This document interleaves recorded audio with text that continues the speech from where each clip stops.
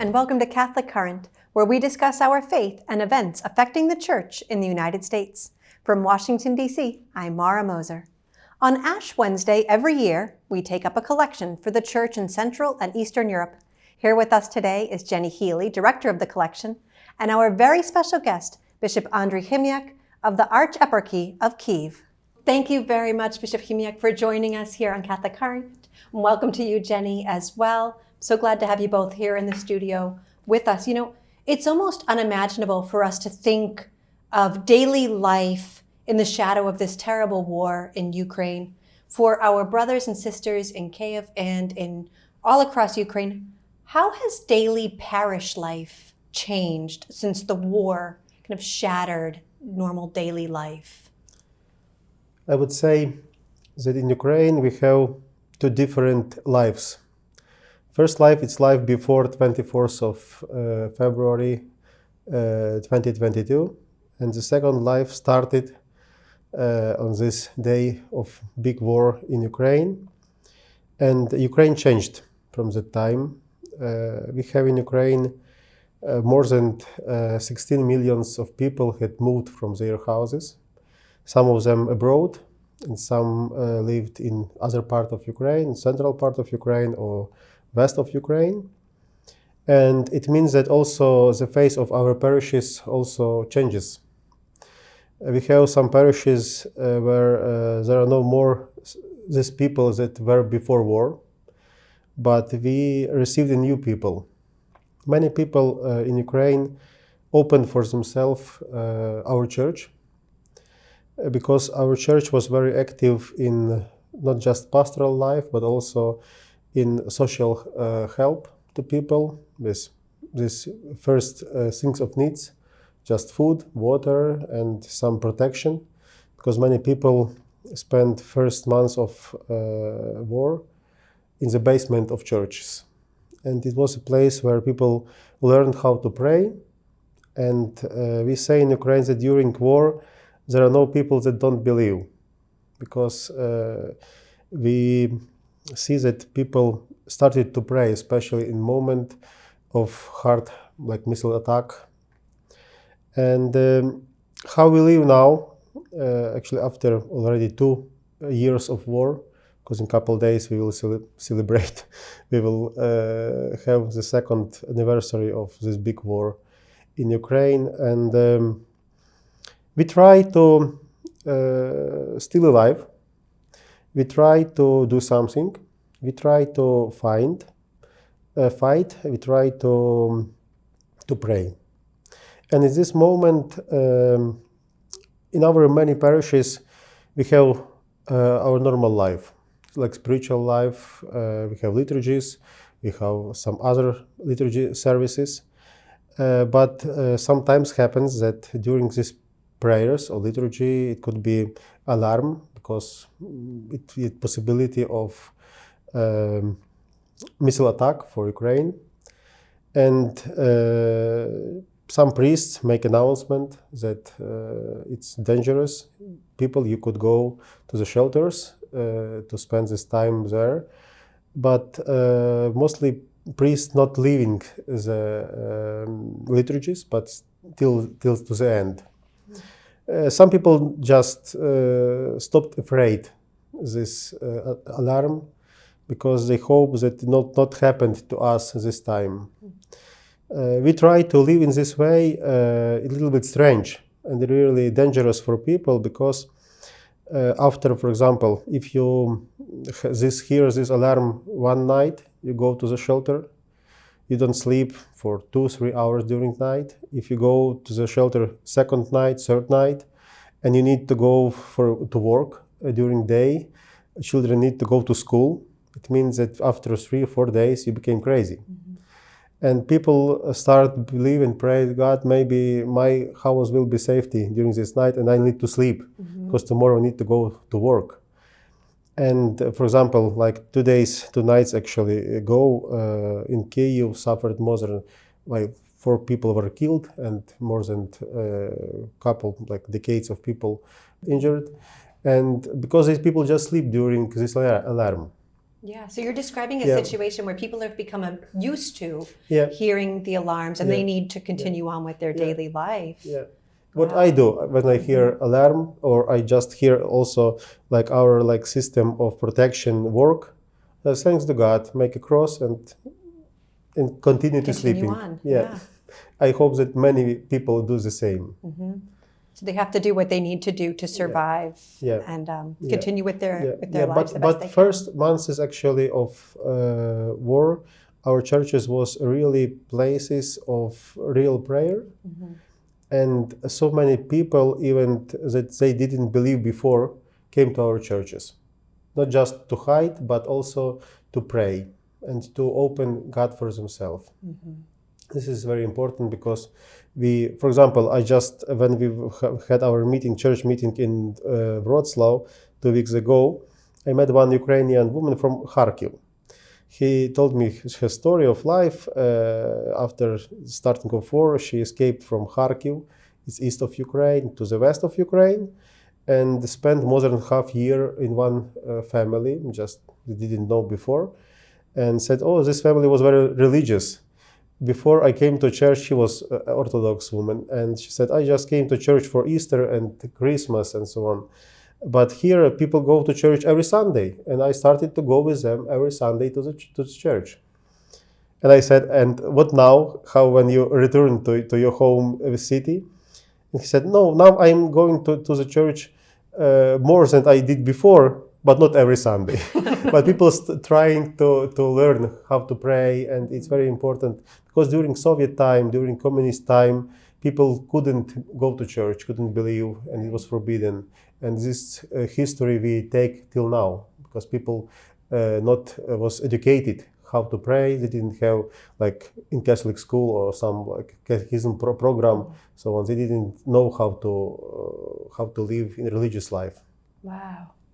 So they're still learning. Yeah, they're still learning. Despite all the adversity or because of some of the challenges that they're facing. You know, sometimes adversity can bring out the best in people. Have you seen any kind of inspiring examples of how people are working to help one another, making sacrifices? First, I would like to tell generally, in this period of war, we have opened for our country a big institution of volunteer. There are so many people that started to be a volunteer in this war and help in different situations how they could. But the most important in this time of war, not just volunteer, but as a social help, was good example of our worker of Caritas Ukraine, also of Knights of Columbus, and our foundation or church foundation Mudra Sprava. People and workers of these communities always go to the most terrible villages and cities of war because it was very dangerous, but they bring to people some food because all stores and supermarkets was destroyed and no food, no water, no anything. And this organization, they make a risk of their life, but they bring this first aid to people, and this aid was really very important. Just for example, our bishop in Kharkiv was suffered a lot. This city, in first 2 months, 1/4 of city was destroyed after Russian missiles. And he gave a help, food, for more than 2,000 people every day near parish. It was everyday work, and they were very tired. But now, when it became a little bit easier because not so close to front the city now, bishops still continue to help people and with the parish and parishioners and volunteers to give this help, but it's not so like every day. It's just twice a week. Not just because no more volunteers, but also we feel like there is enough help to give this social help to people, no financial support for this social work, because first months and probably first year of war, we feel that world was very active, and all countries, all churches, parishes, and organization help to people and try to give some like trucks of different products or give some financial support. But this at the end of the second year of war, we feel that these activities became not so strong as it was in the beginning. And now I just would like to invite everyone who see us to be more active. Not forget that in Ukraine we have not just war, we have in Ukraine a very big need of people.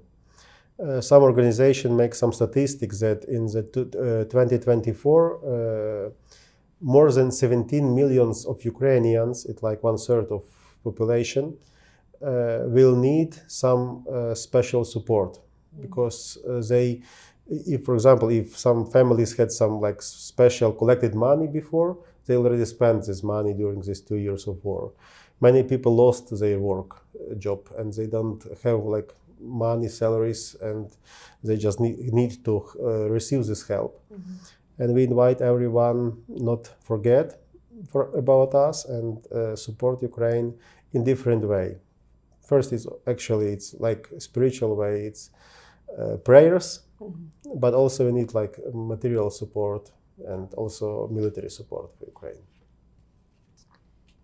So let's talk a little bit about that aid that you're talking about, Your Excellency.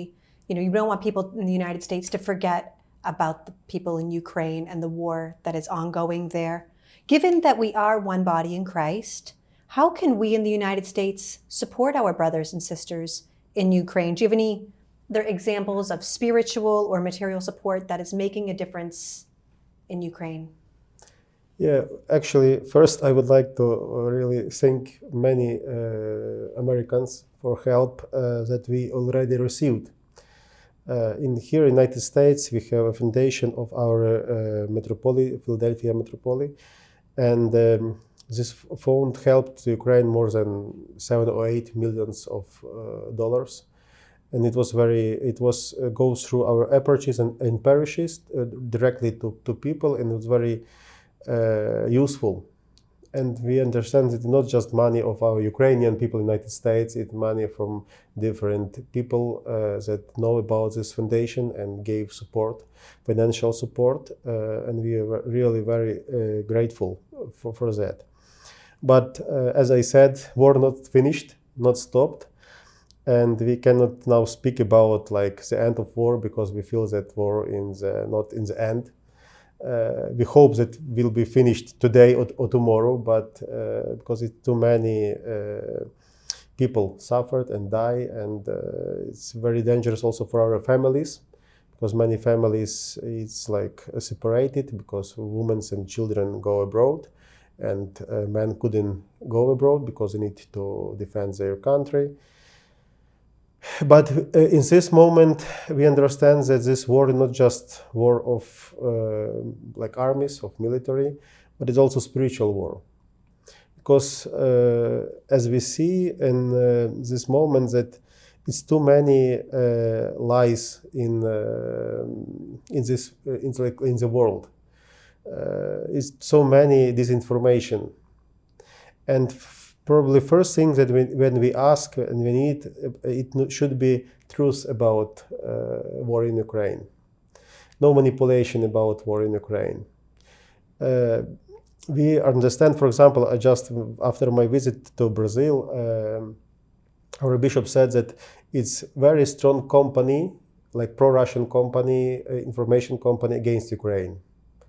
And even not just government, but also people, it's like support Russia. Just some Brazilian understands that it's who is victim, who is aggressor. Because it's very important to understand that it's not war like between two like different just countries, but we need to understand that it's war that Russia started as aggression against independent state. And other country couldn't like be just viewers of this war, We ask all like democracy world to protect the international law and to protect Ukraine in our borders. We ask about the support. And second point, probably after this information media institution, we need also spiritual way, because we understand that prayers helps us very much. We ask all Christian, all believers to pray for Ukraine. We see in many places the slogan "Pray for Ukraine." It's very good. It's a good reminder, but we need to pray because we see so many, I would say, miracles of this war. Its first miracle probably is that all military experts gave us only 3 or 7 days, and we already struggle for our independence 2 years. And even protection of Kyiv, actually after defense of Kyiv, we understood that just God's grace and our actually, I would say, unhuman like forces of people that we protected our capital. The enemies was so close to our homes. It was just 7 kilometers. It's less than 5 miles from my house.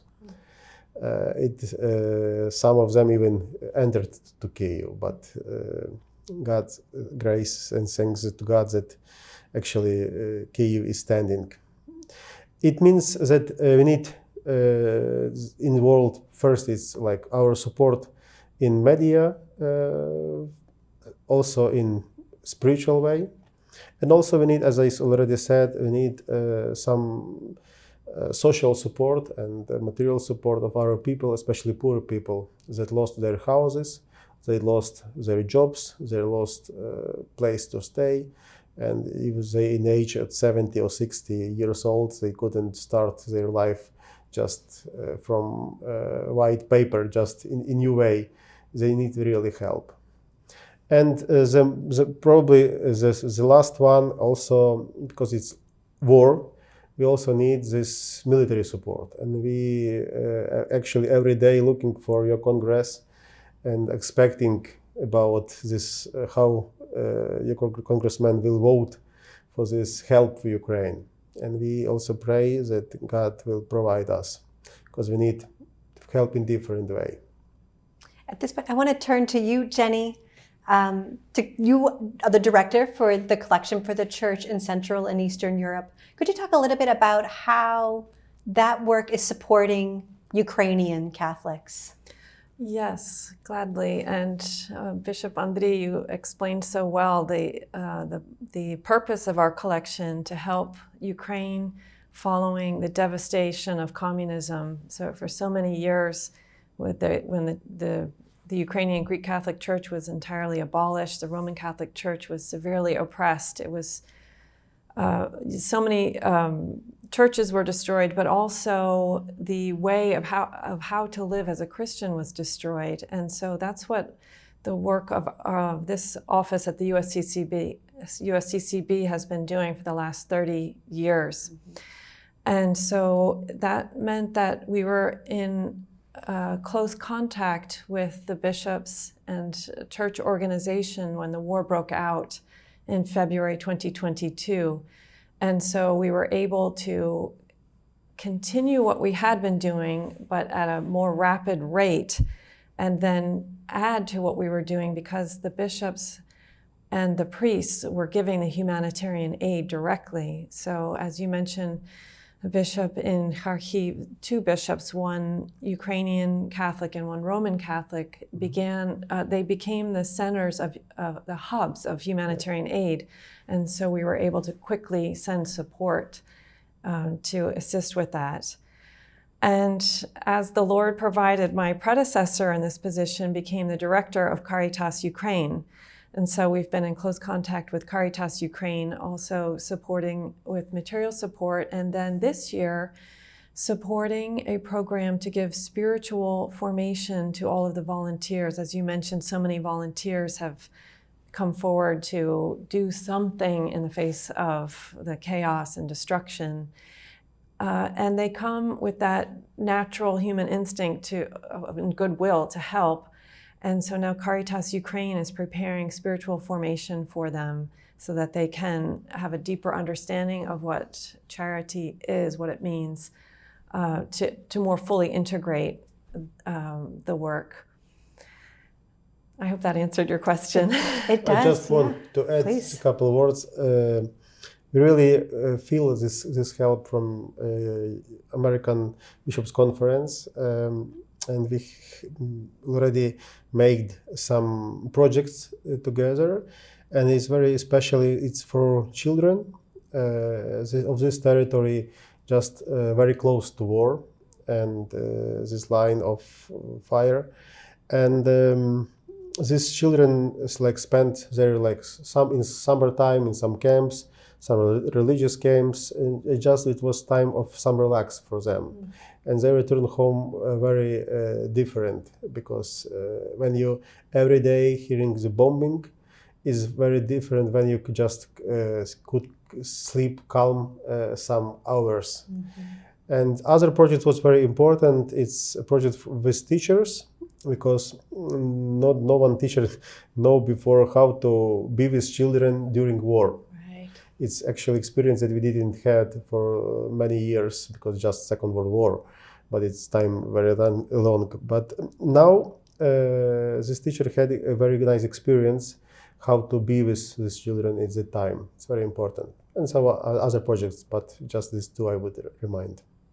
Wow, thank you for that reminder. Yeah, it's important to think of the children who are just having their childhoods shattered, and trying to have a sense of normalcy for them and their parents who are doing the best they can. Jenny, I think you had some words you wanted to share with us today. Yes, I so often receive messages of thanks from our friends in Ukraine, and so I thought this might be a good opportunity to share some of those words of thanks. And also it brings out how the material support is just one element of the fact that we're supporting, and the other is the sense that they're not alone, that their brothers and sisters here in the USA are united with them in this time of suffering.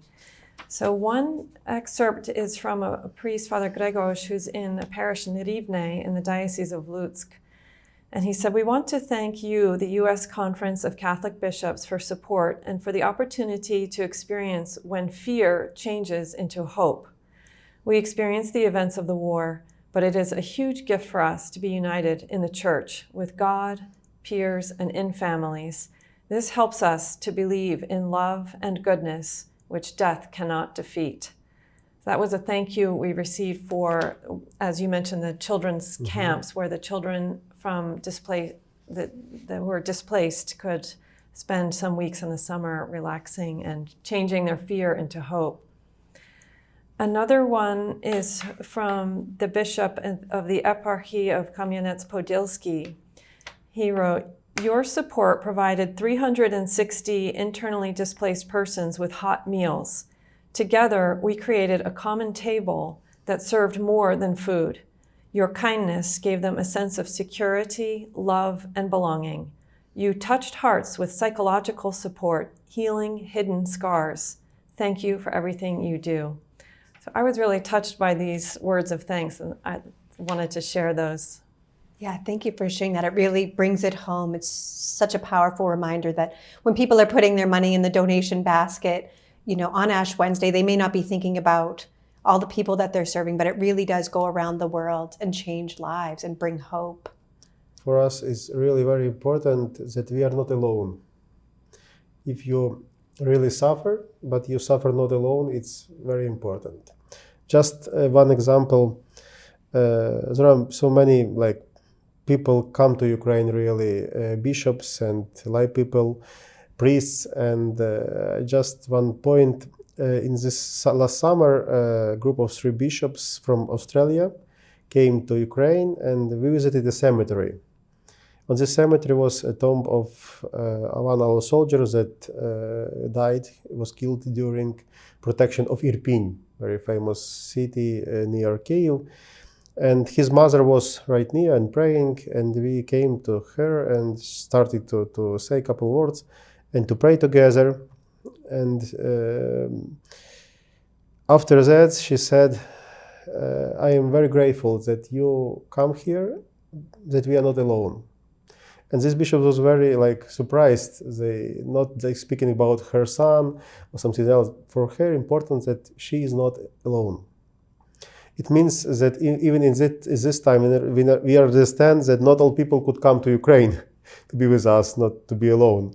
But really, every small gift from people, it's like a hand, warm hand that we could feel in Ukraine, because you see during this reading of these words of our bishops and our priests from Ukraine, you could feel some warm words of them, because it's really help us to live during this war. As said our Beatitude Sviatoslav, that we stand, we fight, and we pray. It's important, this message say to people that we do this, but we don't want to be just alone in this process. Yeah, you certainly are not. Please be assured of all of our prayers. And thank you for coming here to speak with us today, Your Excellency. And thank you, Jenny, for joining us. Thank you. Thank you. And thank you for joining us for this edition of Catholic Current. You can find out more about this week's topic by visiting us online at usccb.org or follow us on social media at USCCB. I'm Mara Moser. See you next week.